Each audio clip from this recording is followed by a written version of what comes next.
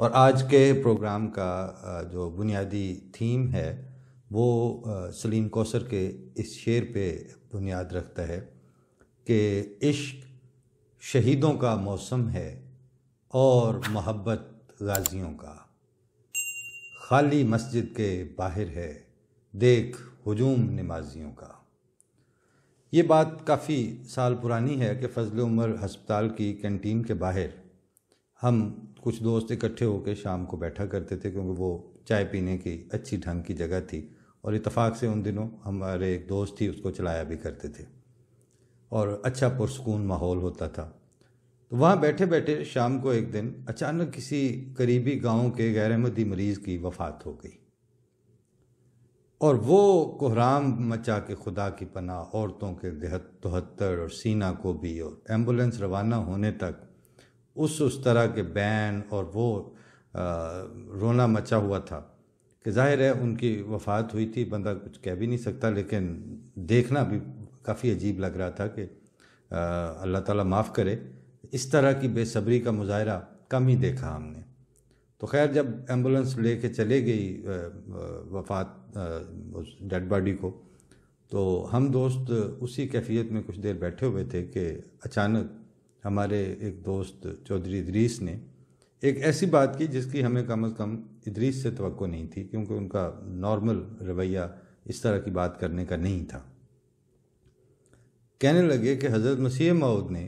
یعنی مراد حضرت مرزا غلام احمد قادیانی، اپنے غیر جماعت جو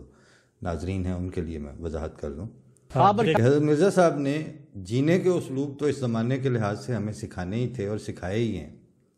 آج پتہ چلا ہے کہ مرنے کے آداب بھی انہوں نے ہمیں اچھی طرح بتا دیے ہیں۔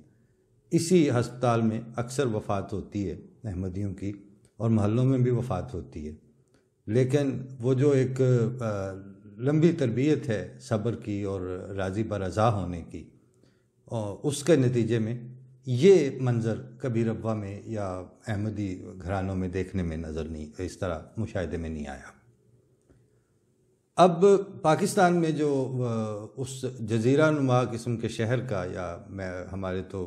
عبید اللہ علیم صاحب تو ربوہ کو علامتاً کہتے تھے کہ انہوں نے تو اسے شیب ابی طالب بھی بنا دیا ہوا ہے، تو وہاں کا واسطہ جن لوگوں سے پڑا ہوا ہے وہ دوسروں کی جان لے کے اپنے دین سے وفا کرنے کے لیے ایک اسلوب اپناتے ہیں، اور اس پہ فخر کرتے ہیں کہ ہم اتنے اپنے اسلام کے ساتھ مخلص ہیں، اور ہم ایسے آن صلی اللہ علیہ وسلم کی محبت میں سرشار ہیں کہ اس کے لیے سر تن سے جدا، اور جن پہ مرضی حملہ، اور جہاں مرضی خودکش بمبار، اور جو حرکتیں بھی کر لو، صرف اس کے شروع اور آخر میں اسلام اور نعوذ باللہ رسول اللہ صلی اللہ علیہ وسلم کا نام استعمال ہو جائے تو ہر چیز پوتر اور پاک ہو جاتی ہے۔ لیکن یہ ان میں سے کوئی نہیں سوچتا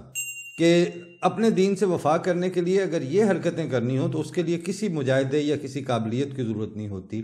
کسی صبر و رضا کی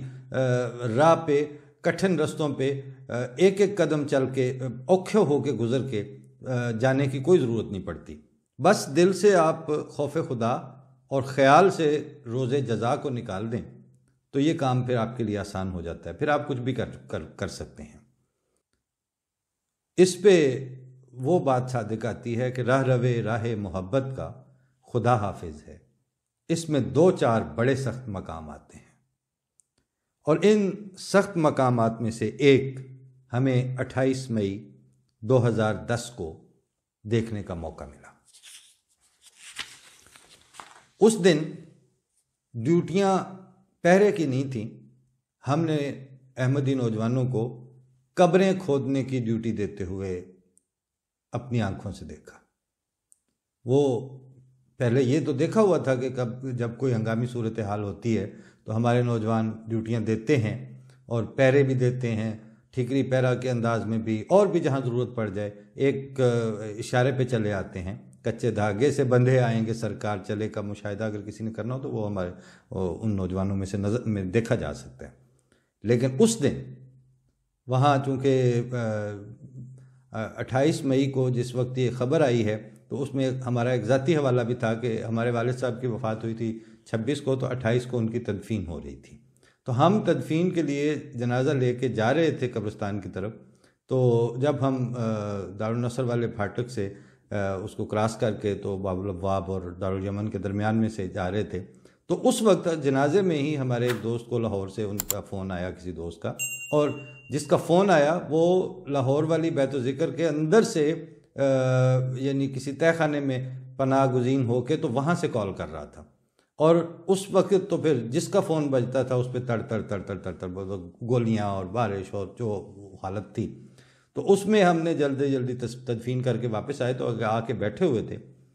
اور وہاں پر جو نوجوان آپ کدھر جا رہے ہیں، ہماری قبریں کھودنے پہ ڈیوٹی، آج ہم اب وہ پہلے 10 واپس آ رہے ہیں، اب ہم جا رہے ہیں، تو یہ ڈیوٹیاں دیتے ہوئے بھی ہم نے اس موقع پر دیکھا، اور یہ تو نوجوانوں کا حال تھا۔ اور ایک رقیق القلب، کم گو اور کم آمیز بزرگ صاحبزادہ مرزا خورشید احمد صاحب مرحوم و مغفور کو ناظر اعلیٰ اور امیر مقامی ہونے کی یہ قیمت چکاتے ہوئے بھی دیکھا کہ 1 2 10 20 نہیں، 100 کے قریب جنازوں کو پڑھاتے ہوئے ایک جیسے کرب سے اس بوڑھی جان کو کپ کپاتے ہونٹوں اور لرزتے کندھوں سے جنازوں کی امامت کراتے ہوئے دیکھا۔ بعد ازاں تدفین کے بعد وہاں سارے چینل موجود تھے اور تماشا دیکھنے آئے ہوئے تھے، ہر جس چینل کا بھی آپ نام لیں ان کے مائکروفون وہاں نظر آ رہے تھے، اور وہاں جب امیر مقامی کی ایک پریس کانفرنس تو سے نہیں کہیں گے، بہرحال انہوں نے سوالات کرنے شروع کیے، تو سوالات ہی یہ مین سوال ہی کہ مرزا صاحب اب آپ حکومت سے کیا توقع رکھتے ہیں؟ تو جو صاحبزادہ مرزا خورشید احمد صاحب کا جو جواب تھا، انہوں نے کہا تھا ہم نے تو کبھی بھی حکومتوں سے کبھی کوئی توقع نہیں رکھی، ہمارا والی ہے اور ہمارا توکل اپنے مولا اور اپنے مالک اور اپنے خدا پہ ہے، اسی سے حکومت۔ پھر جب تیسری دفعہ کبھی ادھر سے سوال ادھر سے، تو انہوں نے کہا کہ حکومت کو نظر نہیں آ رہا ان کی ناک کے نیچے، ہائی کورٹ کے